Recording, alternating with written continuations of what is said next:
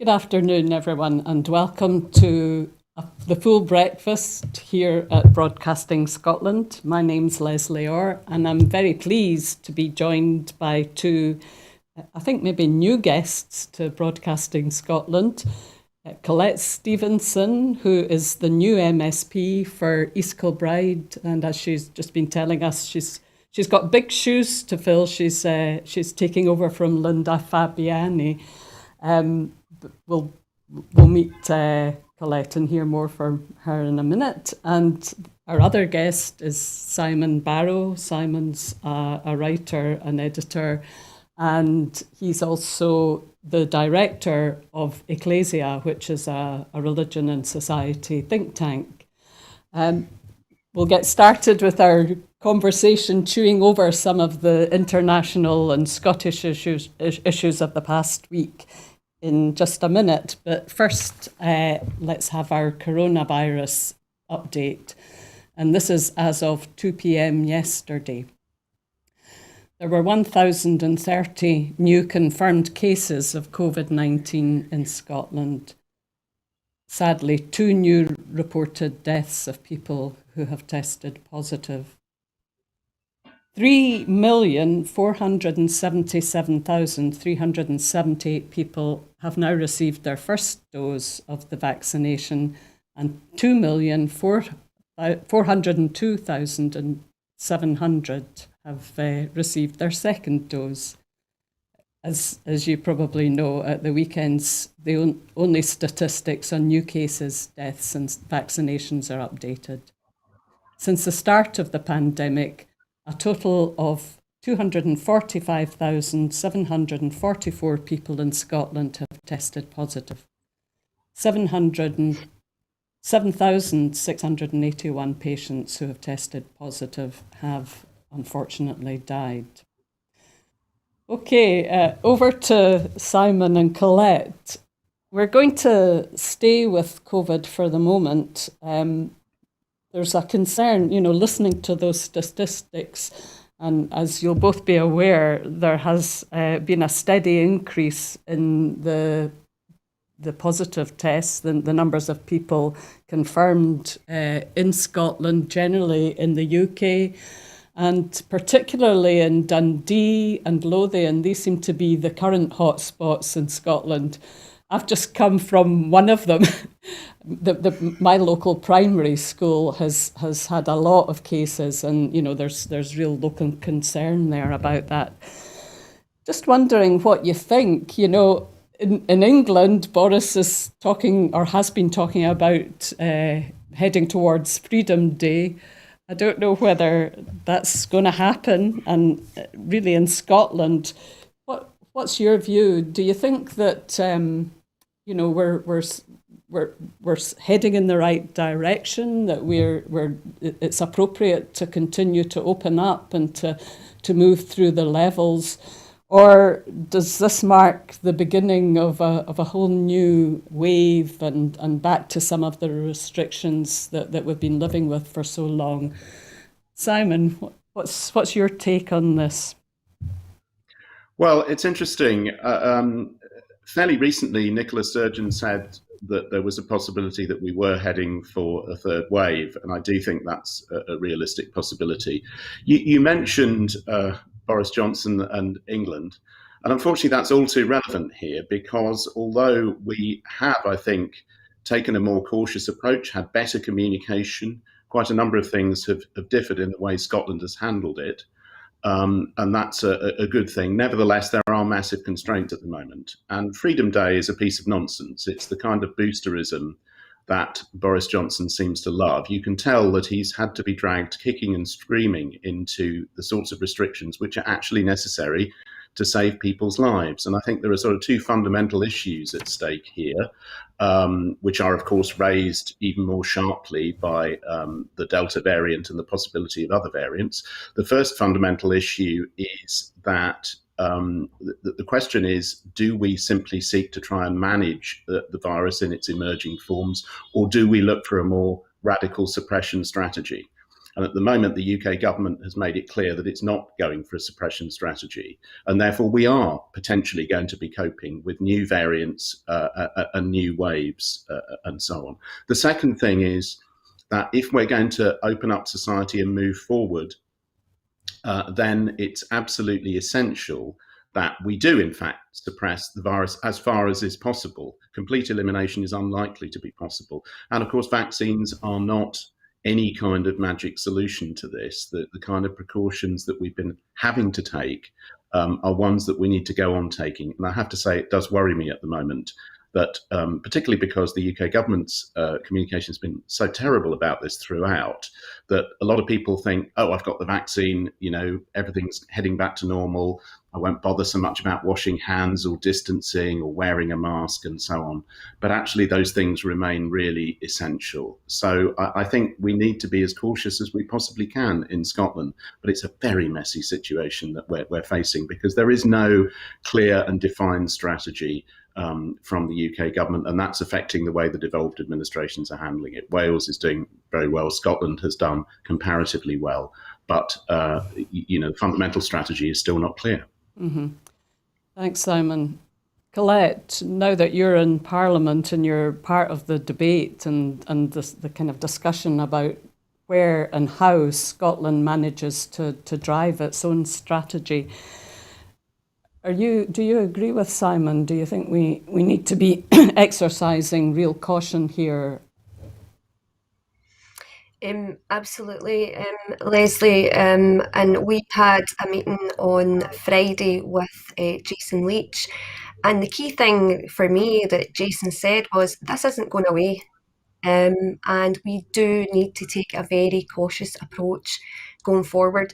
And whilst I absolutely think that the Scottish Government has been fantastic in terms of the rollout of the vaccination, and I actually got my second one on Friday, we still need to be very cautious in how we go forward with this.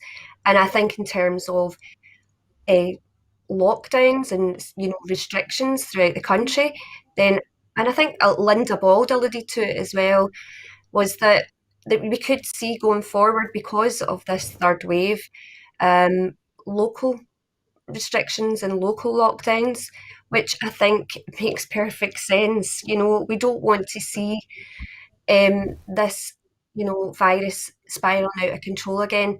And I think for me, it's about ensuring our young people are safe, because they're the ones that haven't actually had the vaccination as yet. However, I'm sure that rollout will come, and it will come quickly. But key for us, I think, is to ensure public safety and minimise hospitalisation and also long COVID as well. We need to ensure that our young people aren't impacted by long COVID. So again, being cautious. And also as well, for me, is about the supply of vaccination. There has been, a poor, would I say, supply, or an impact on the supply previously. So we just need assurances from the UK government that we've got plenty there to ensure a speedy rollout. Yeah, thanks, Collette. We'll be coming back to the whole question of vaccinations when we turn our attention to the G7 and the summit, and the whole thing about production and distribution globally of vaccines. Just finally, before we move on from this, what's your sense locally, in your own communities around where you live? Are people willing to keep going and to keep maintaining their commitment to following the guidelines and obeying restrictions? It's a long time, isn't it? It's a real long haul for people, and a lot of people are suffering in different ways with this ongoing crisis that we're having to live with. But do you think Scottish people generally are going to hang in there and follow what Jason Leach and our public health experts and others are encouraging us to do? Simon? Well, I think that I think it is very difficult for a whole lot of people, actually. I'm in Leith, which, as you know, is in or near Edinburgh, depending on your point of view. And I'm happy to report that there is indeed sunshine on Leith today, and people are looking happy outside, which is good. But I think people are really struggling with it because it's very unclear about exactly where we're going. I mean, I think this is an unprecedented situation for a number of reasons, one of which is that um, uh, normally when you have some kind of health crisis, there is an identifiable endpoint, and there isn't to this. It will be autumn, at least, until probably 70 to 80% of the population are vaccinated, which starts to have a very significant effect. All kinds of things could happen between now and then. And so I think people are just feeling really quite uncertain. They're feeling fed up, some people feeling very isolated. It's been exceptionally difficult for some people working from home, being cut off from friends and neighbours and so on. And it's absolutely understandable that people want to do everything they can as soon as possible to begin to change that. But if we can combine that with really strong messaging about protection still being necessary, like Collette, I had my second vaccine the other day. My shoulder's a bit sore, but thankfully no reaction to it. But I think getting people to see that if we can do those things, then it will begin to shift and change is really, really important. Yeah, thanks, Simon. I'm just thinking about the book that you most recently co-edited with Jerry Hassan, Scotland After the Virus. And, the contributions to that book really kind of, they touch on the uncertainty, the anxieties, the confusion, almost the sense of, are we coming towards some kind of end time to the kind of life and the kind of world that we've thought of as normal for so long, and that has both challenges but also perhaps opportunities. But as you say, the kind of messaging is really vital here, the extent to which people really understand and see a path and see how they need to contribute positively to a collective sense of responsibility. Yes. For moving us beyond the pandemic. That's really, really important. And I think one of the things that has been achieved in Scotland is that the messaging from the First Minister and others has treated us like adults. And sometimes the UK government hasn't done that. It's almost as if, we're really kids and we don't want to hear bad news. So let's say you can have sweeties on the 21st of June. And it really is a very depressing kind of thing. And I think it's caused huge damage, quite apart from the scandal of £37 billion chucked away on private money on test and trace system that's not working, etc., etc. I mean, there are many scandals attached to this. The Scottish Government's messaging has treated us like adults, but it is difficult, and building human solidarity is really important. And thank you for mentioning Scotland After the Virus. I didn't know whether I should be naughty and plug it, but here it is, published by Lewis Press. And the important thing is that what we tried to do there was to bring together new poetry, short stories, human experience, as well as looking at the kind of policy issues, and ask how we can come together as human beings. And I think one of the things that's been quite noticeable is the difference between European countries particularly and, say, Southeast Asia. I'm going to leave China aside for a moment because it's easy to say, oh, well, that's an authoritarian society. But if you look at Korea and so on, people have really seen it as part of their human responsibility to take the protections, and protecting your neighbour and feeling that your own security and safety is connected to your neighbour. That's what makes a real difference. And we've sort of been bred on consumerism and individualism in our part of the world for so long that those instincts don't always come easily. And that's especially true if you're on the breadline, if you're facing problems in employment, all kinds of other issues that you're facing in your life. So building that human solidarity is absolutely what we need to do to be able to move forward. Okay, thanks. Let's move on then. Let's head to the other end of the island of Britain, down to Cornwall, where the G7 summit has been taking place over the weekend. The first time since the pandemic that global leaders, because that's how they think of themselves. That's how we read about them and hear about them. They have gathered to reflect on where we are and what are the kind of key issues. And, Boris Johnson seemed to think it was appropriate to jump on a plane and fly to Cornwall, where they were going to be talking about the climate crisis. Does this mark a new era in British global whatever? I can't think what the word is. What's the word for what he thinks he's doing? But anyway, Collette, there was a big agenda. There has been a big agenda. A lot of issues have been flagged up.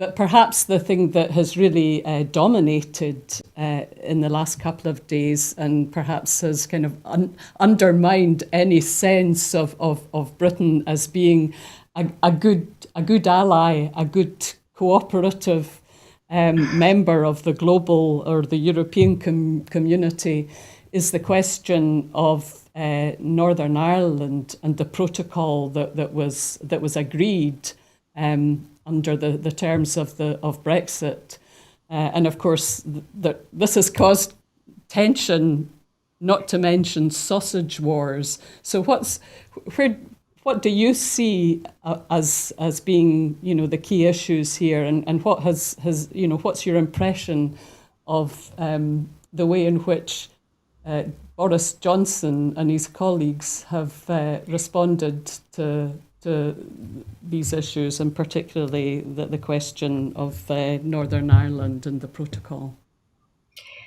I mean, I think it's really interesting, the approach, and I think key for me is Joe Biden, and the message that is very clear and has came across is that we need to learn lessons from 2008's financial, crash, and focus on fiscal stimulus and making sure that we are, focused primarily on inward investment, and that is absolutely key to stimulating our economy, especially after this pandemic.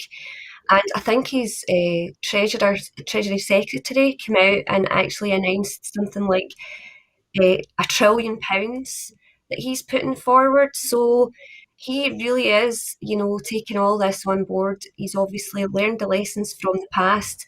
And I just hope Boris Johnson and the UK government can actually follow suit. In terms of Northern Ireland, I mean, we've been saying from day one about Brexit and the impact it would have with the Northern Ireland trade deals and the Good Friday Agreement, which is pretty, hanging on by a thread there. And look what's happened. So it'll be interesting to see how that goes forward, and what Boris and his cronies do going forward. But key for me for the G7 summit is actually about inward investment, fiscal stimulus, full fiscal stimulus, ensuring that we are recovering and we're not, using austerity. We're actually learning lessons from the past to ensure that it's the people within the UK, within Scotland, that matter, and that we're not impacted by job cuts and the likes of universal credit, where there's potential there that people are going to be losing the £1,000 that they got during COVID.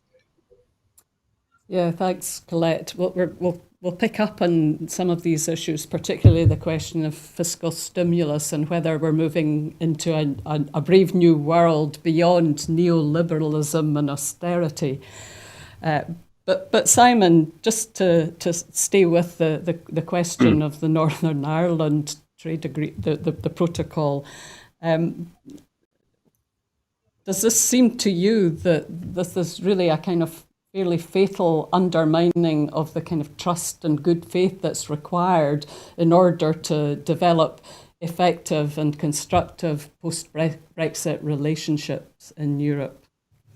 Well, I mean, the short answer to that is obviously yes. And unfortunately, it would not be unreasonable or inaccurate to say that the UK government has demonstrated bad faith at just about every stage in this. I mean, the protocols in relation to Northern Ireland, absolutely clear. They've been signed up to, and now suddenly the UK government and the DUP turning around and outraged at the actual consequences, which were entirely predictable, and so on.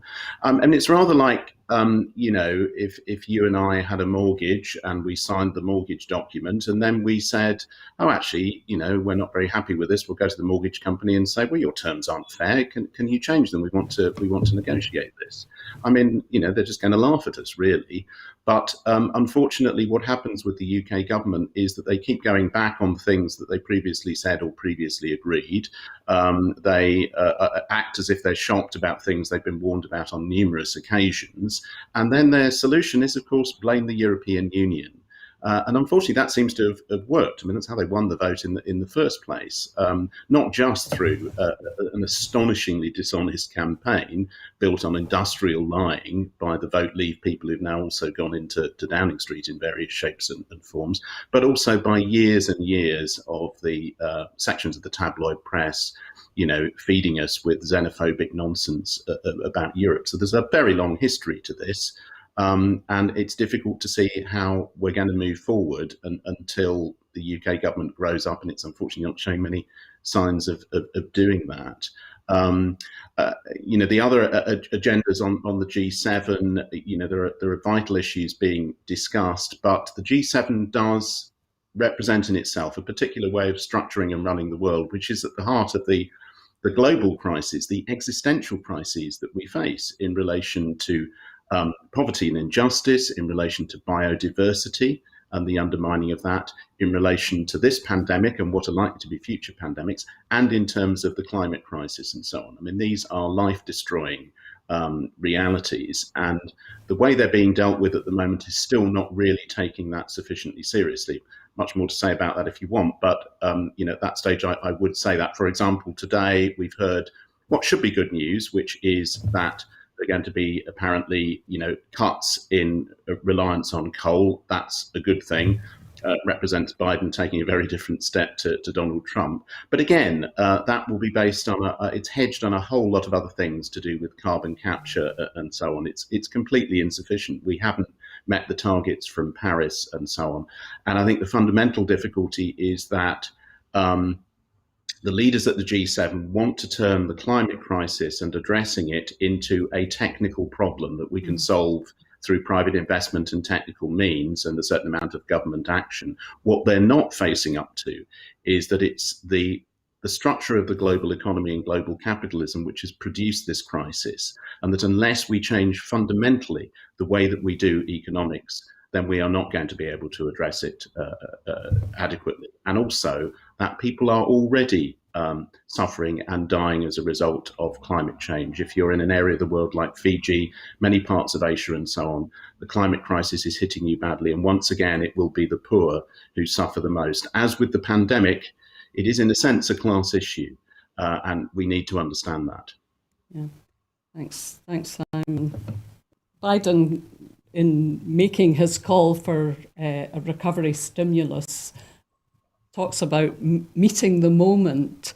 And of course, Boris Johnson, who's a great one for empty, meaningless, blustering slogans, keeps talking about building back better.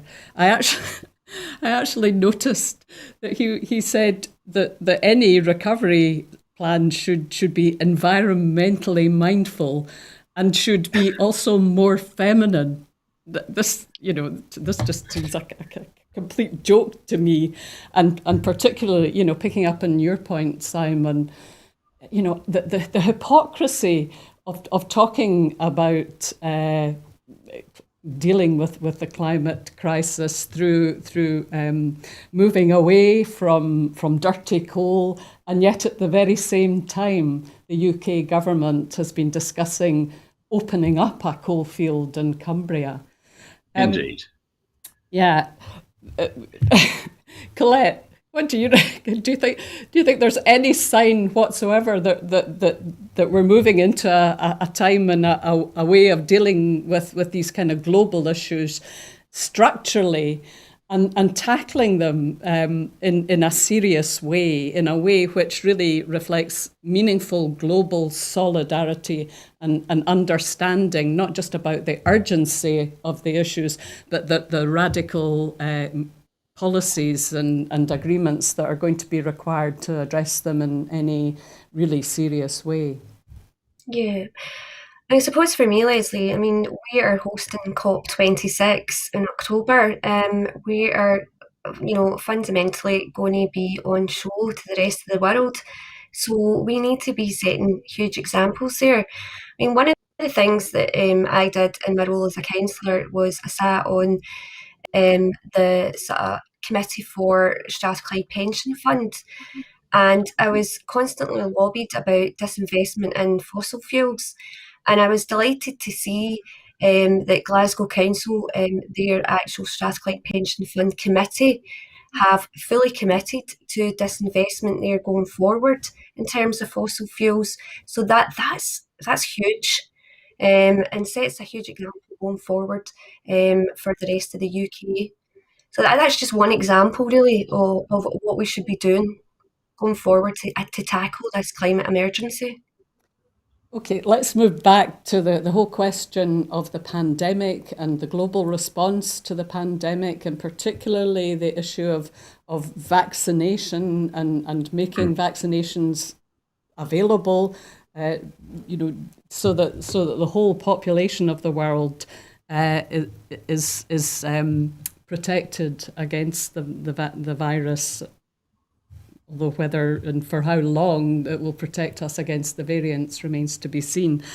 So again, we have these big statements, these big promises from the United States, from Britain about, 1 billion vaccinations being donated to the poorer countries of the world. Are we really being serious about this? Are these promises of 1,500,000? I can't remember the figures actually, but our G7 powerful nations of the world, the richest nations, are promising. But Simon, what do you think? Well, I mean, first of all, the statistics are it's 100 million being offered by the UK and 500 million by the United States. But this is a real pinprick, excuse me, no pun intended there, in what's actually required. At the moment, the rollout of the vaccine across the world means that many parts of the world wouldn't actually be vaccinated for over 50 years. That's how slow it is. Once again, it's the poor who are going to suffer, it's the poor who are going to die.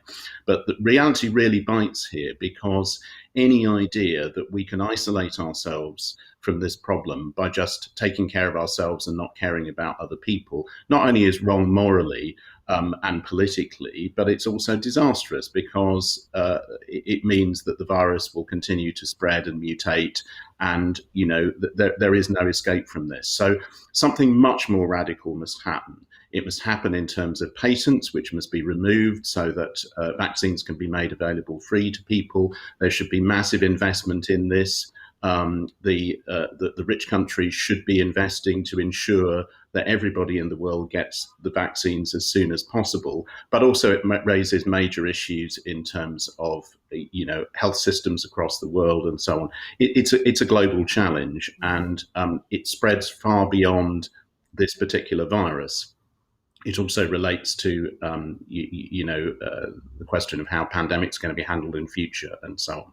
So again, we're only really scratching the surface of this, and the damage coming down the line is going to be absolutely catastrophic unless we take it more seriously. And I think then the question is, what can smaller nations and countries do? Going back to our previous topic, for example, I agree with Collette that the Scottish Government has been better on climate change. We have net zero target for 2045 rather than 2050. But again, far, far more needs to be done in order to face the challenge coming down the line. And, we're going to require massive investment in just transition. communities, particularly around Aberdeen and other places, their futures are up for grabs. If we're going to disinvest, which we must do, and cut off funding for fossil fuel industries as soon as possible, we need counter-investment to make that possible. There's much the Scottish Government can do at the moment, but there's also a huge amount that could be done and must be done with the kind of powers that are only really going to come from independence, it strikes me. So, that's true as far as the climate crisis is concerned. It's also true in terms of the kind of investment we need to face not just this pandemic, but future potential pandemics and the global health crises that are associated with them. Yeah, it seems to me what you're proposing, Simon, is a really fundamental recalibration of the global order, the economic and political order. If we'd really been taking the pandemic seriously, the World Health Organization would have been coordinating a genuinely global response to the crisis. I see that Cyril Ramaphosa from South Africa has been addressing the G7, and he's very dismissive of these promises. He speaks about them as crumbs from the table, and it really does kind of reflect a very old kind of neo-colonial attitude to helping. The rich countries helping the poor world instead of a real kind of shift of perspective to recognizing what solidarity and genuine international cooperation really requires. And, as you say, this is not new. The same issue around medical treatment really happened with the HIV crisis back in the day, and the question of patents, I see that the United States and France, Biden and Macron have said, we should suspend the patents, and it's the UK and Germany who are resisting this. So they really do speak with forked tongue on so many of these global issues. And perhaps that is particularly evident in the UK government's proposal decision, which was challenged, or which some rebel Tories tried to challenge during the week, against the reduction, the cuts to foreign aid from our legally binding 0.7% to 0.5, and the tremendous impacts this is going to have on some really crucial, vital work around the world, particularly affecting women and children, education, recovery, the clean water, all the kind of real basics that are going to be required if we're genuinely going to find a path beyond the pandemic and be equipped, be resilient for responding in the future. Collette, what's your response to those aid cuts, or even to talk about aid actually instead of development? And I'm certainly aware of some really vital research and development projects which have been totally, the rug has been pulled from under them. What do you think? Wholeheartedly. I mean, I couldn't believe it when Boris and the UK government came out and said that they were cutting foreign aid. It's like no friends in the desert. We're okay. We'll just carry on. We're a vaccination programme, and actually weaponising the vaccination programme when there's other countries, who are less fortunate than ourselves. And the key is about supporting these countries going forward. And just going back to what Simon was saying, it's like just a pinprick in terms of what we're doing with the vaccination rollout. Equally, I mean, they're talking, it should be something in the region of something like 11 billion vaccinations going forward. So for Germany and the UK to actually put a halt on patenting that. On the patent on that is absolutely horrific.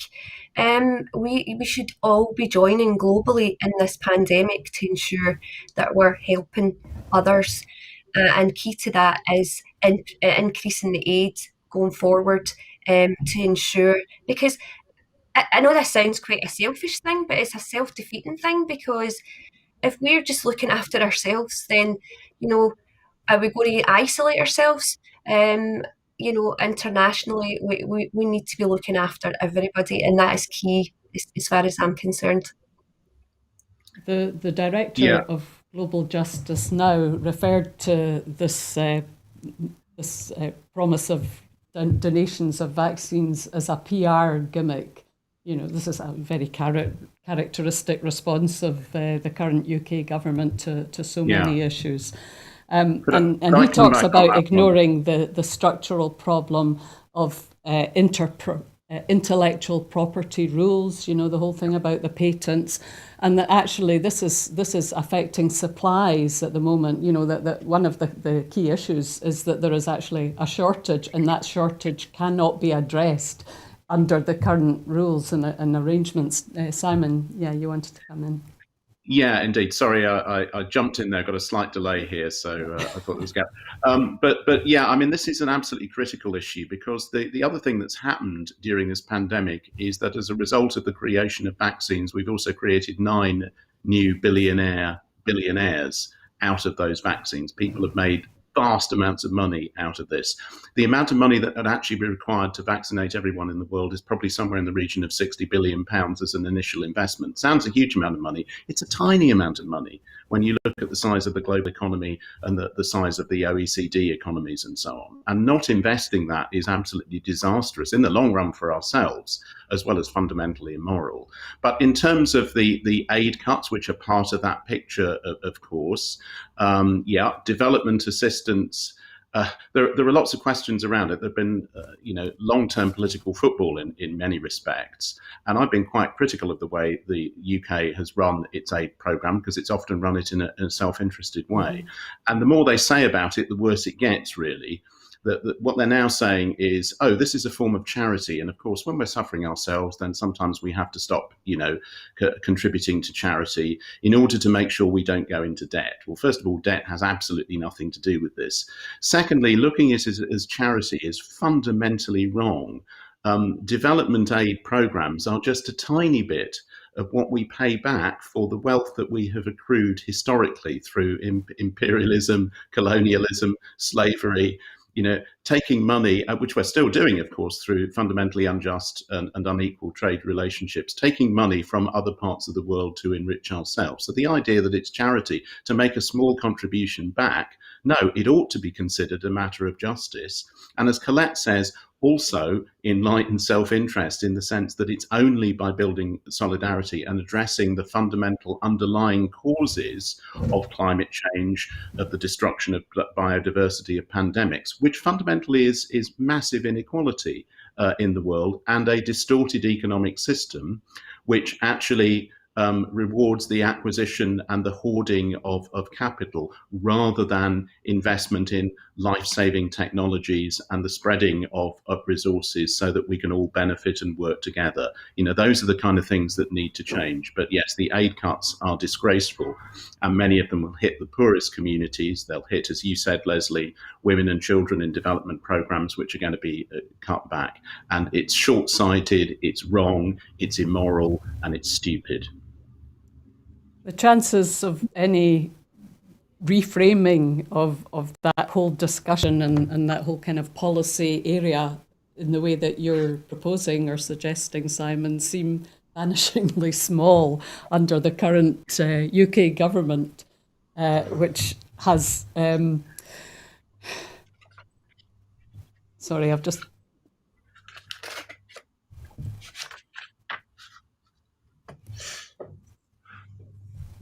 Can you still hear me? We can still hear you, yes. That's good. I lost all sound for a minute. Yeah, just thinking about, given the outlook of this current with kind of nostalgic, a reconfiguration of a kind of English British nationalism structured around nostalgia for the empire and for the glories of Britain. This is not a government that is ever really going to take seriously the questions of justice and of transformation in any meaningful way.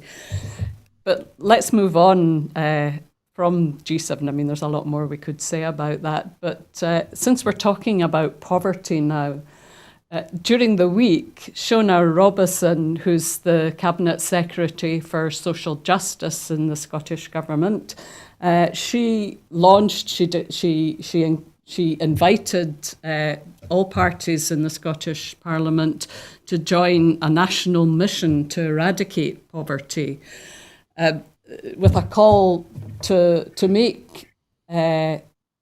ensure that under 10% of children in Scotland are living in poverty by 2030. But research that Loughborough University has published suggests or demonstrates, gives evidence that levels of child poverty have actually risen in every local authority in Scotland in each of the last 6 years. So we're very much heading in the wrong direction at the moment. Collette, as a member of the SNP, as an MSP in the Parliament, what do you think are the key elements, the key drivers? What are the strategies that will really, in a very serious and meaningful way, start to address this fundamental issue that we've been trying to address and resolve really throughout the life of the Scottish Parliament? Sure.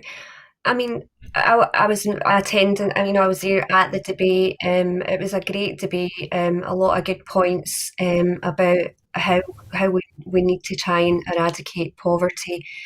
And one of the things that we're doing is doubling the Scottish Child Payment, which is a game changer in terms of Poverty Alliance have come out and said that as well, and also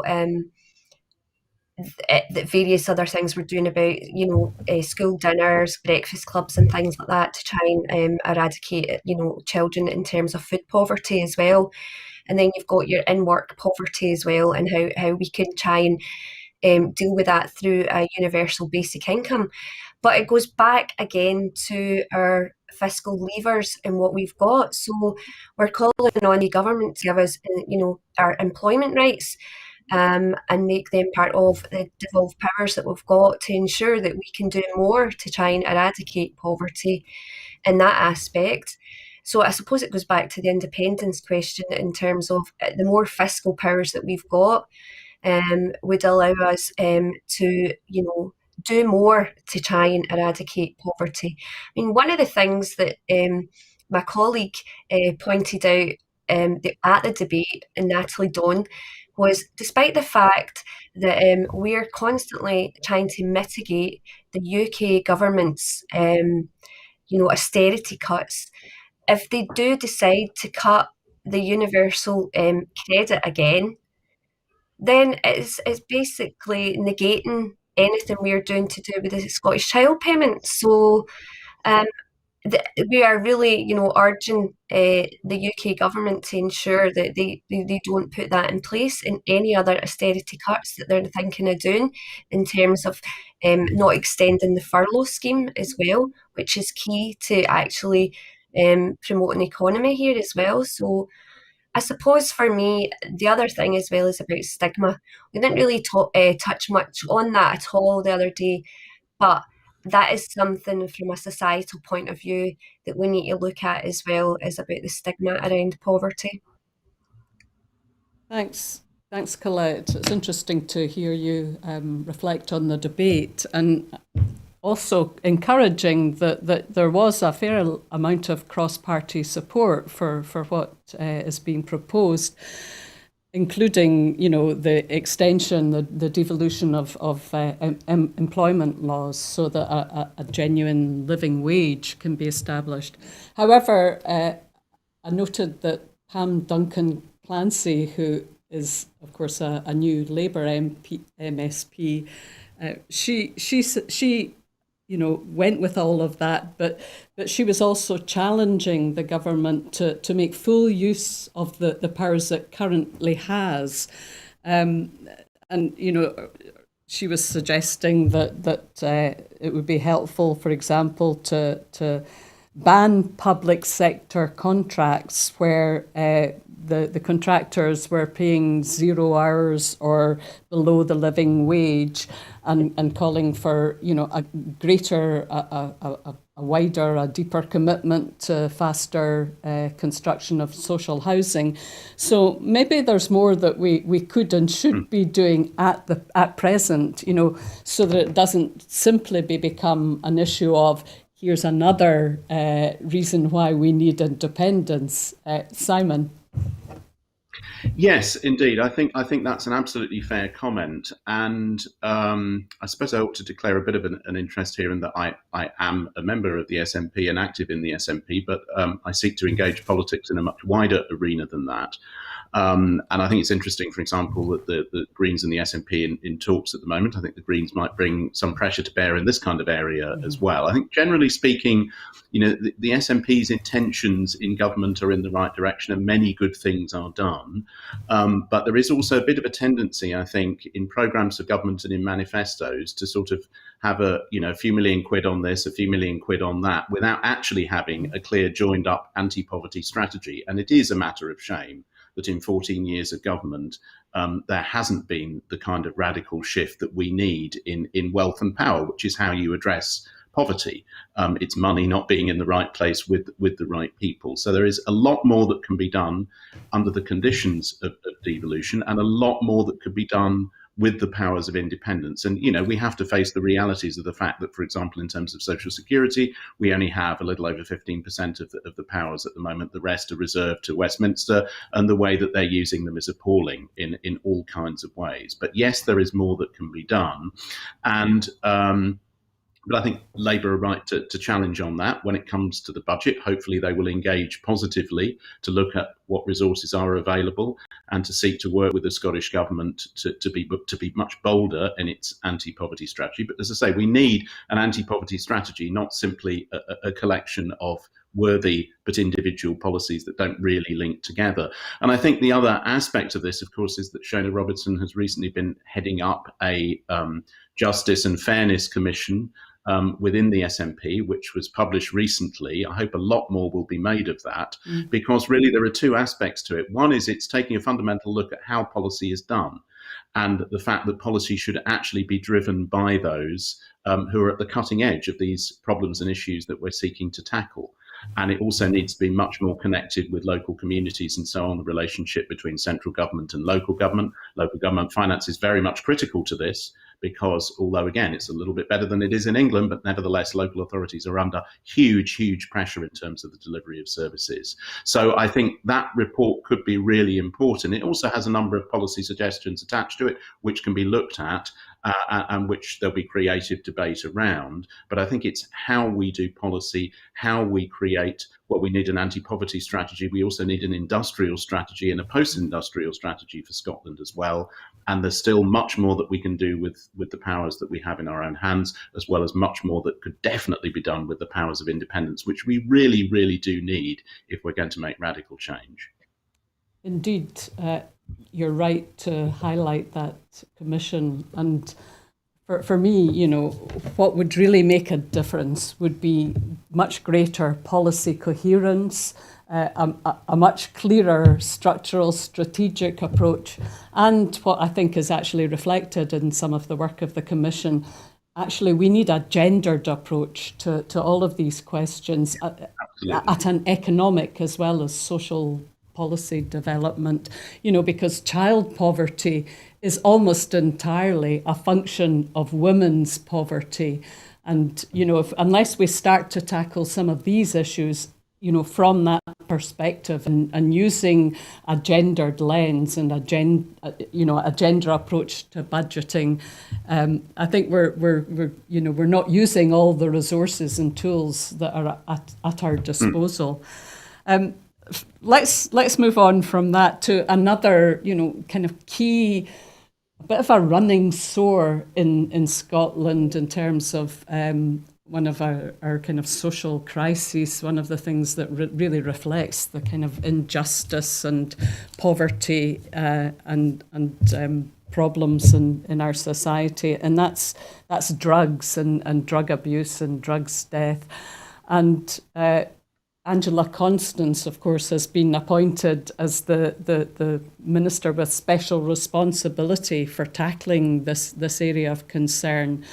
And she's written to Kit Malthouse, the Minister of State in Westminster, asking for a meeting to discuss how progress can be made on drug law reform. I don't know if you've read what she said in that letter. It's actually, she's recognising, it's acknowledging, some of his positive response to what she's saying and what she's proposing. But fundamentally, I think what she is wanting to address, in Scotland clearly, but at a foreign nations level as well, is really a fundamental shift from a criminal law to a public health framing of drugs policy, and challenging the UK government, which seems to be standing against the weight of research, of expert opinion, of international evidence, that we need to have a very different approach based on a public health and overdose prevention facilities and so on. Collette, what's your thinking on this whole area of concern? Yes, actually something of particular interest to me, Lesley, in that I actually lost a close relative to a heroin overdose. So I've watched with keen interest to see what is actually being done. And I think fundamental to me is we do need drug consumption rooms within the whole of the UK. It's worked abroad. We should be using that. However, we are stymied in terms of the law, which is a reserved matter, which I hope that we can move forward and make proper progress on, because it is something that's very dear to my heart in terms of how we approach drug addiction and the deaths going forward and try to avoid them. Thanks, Collette. Anything you want to add to that, Simon? Well, again, I agree with what Collette has said. I mean, clearly we need an approach to the drugs issue which is rooted in health and in prevention and protection rather than criminalisation. I think we do need those powers in Scotland so we can have drug treatment rooms. I think we also need to look much more seriously about the decriminalisation of drugs. Taking it out of the criminality area will change the whole approach that we can take to drugs. We also need to recognise that it's fundamentally, again, an issue of inequality and economics as well. It's poorer people who die from drugs. I'm terribly sorry to hear, Collette, about your experience. I also know people who've been very badly affected by that. It's a symptom of poverty and inequality at other levels as well. And so, again, that's why we need this joined up strategy. You said a few moments ago, Lesley, that needs to be gendered. I entirely agree with that. We also need to look at the issues of racial justice bound up in this, because again, Black communities and other minority communities are being hardest hit by poverty, by inequality, by drugs, by climate change, by the pandemic, etc., etc. And this isn't accidental. It's because of the institutional injustice built into our society. And so at every level, we need to address those issues. We don't have separate strategies on these things. What we need actually is to link them together and see them as related and to act in a policy sense so that we realise policies that actually address those underlying issues as well as the surface conditions. Indeed. All of these areas are interlinked and connected, and we need to respond in that, again, as we've been saying, a strategic way, a coherent way. And just finally this afternoon, let's turn our attention to the excitement of the Euros, the football championships that are happening all over Europe and in this city. There's a match tomorrow, Scotland's big match against the Czech Republic, which I'll be at, I'm very glad to say. But, you know, just in relation to our general discussion and what you mentioned there, Simon, in the last couple of days, there's been a wee bit of a stooshy about the Scottish team taking a stand against racism. And, you know, the SFA have now reversed their original position, which was that the Scottish players would stand, and they're now going to take a knee, at least in the match against England. Collette, I'm going to come to you first, but we've not got a lot of time. So, you know, what do you think? What's going on here, and what should we really be doing, and what should the Scottish football team and the SFA be doing? Well, as far as I'm concerned, they should be taking the knee. That is principally about equality and about you know, basically respecting Black Lives Matter as well. That, you know, it's fundamentally something that we should actually be doing. And I believe that there has been issues in the past with regards to English fans booing and things like that as well. But I feel quite strongly about this, and I'm glad to hear that the SFA have taken that on board, and they won't be standing and they will be taking the knee. It's the right thing to do. And I believe the English FA have come out and basically requested that their players take the knee as well, in solidarity with the rest of the UEFA games. Yeah. Solidarity is the question here and the issue. I think it's only fair to give a little bit of context to the original statement from Andy Robertson, the Scottish captain, which was that the decision of Scottish players to take a stand actually was a response earlier in the season to the lack of any kind of meaningful action against racism within Scottish football. And it came out of the incident where Kamara, the Rangers player who's also a Finnish international, was racially abused in a match. So the original idea to take a stand was actually something that the players in Scotland, including some of the black players in Scotland, chose to do, you know, as a response to lack of action. However, you know, in this context, and particularly in the match against England, it did seem really inappropriate, you know, and people wouldn't know that context and would just see this, the optics really would not look good. Simon, you've got plenty of opinions about Scottish football.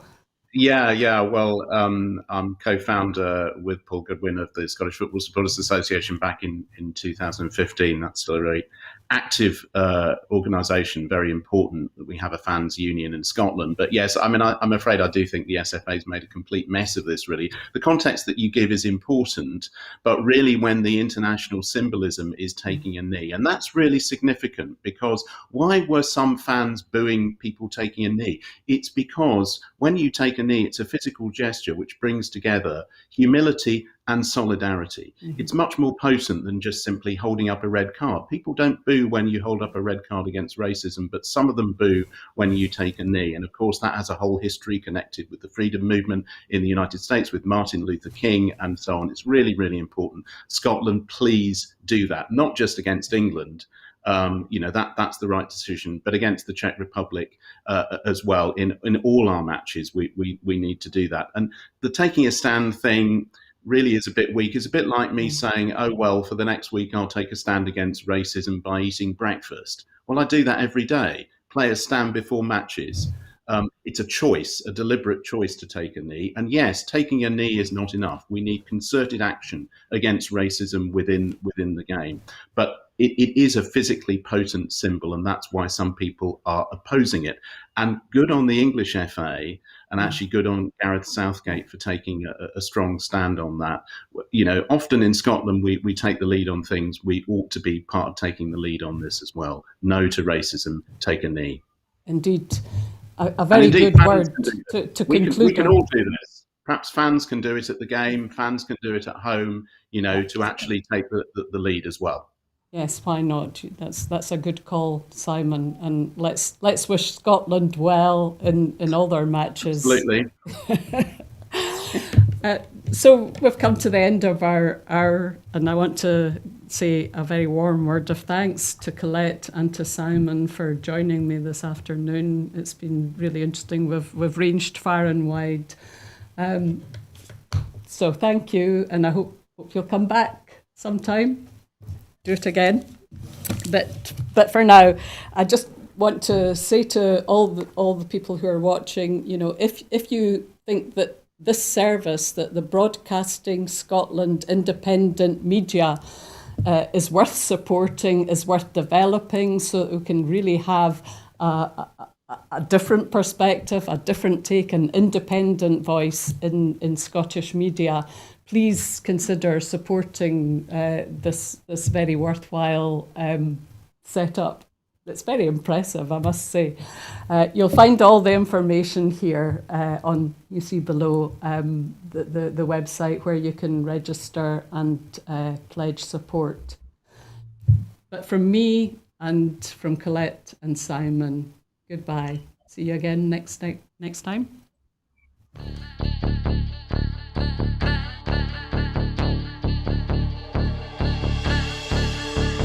How do you mean?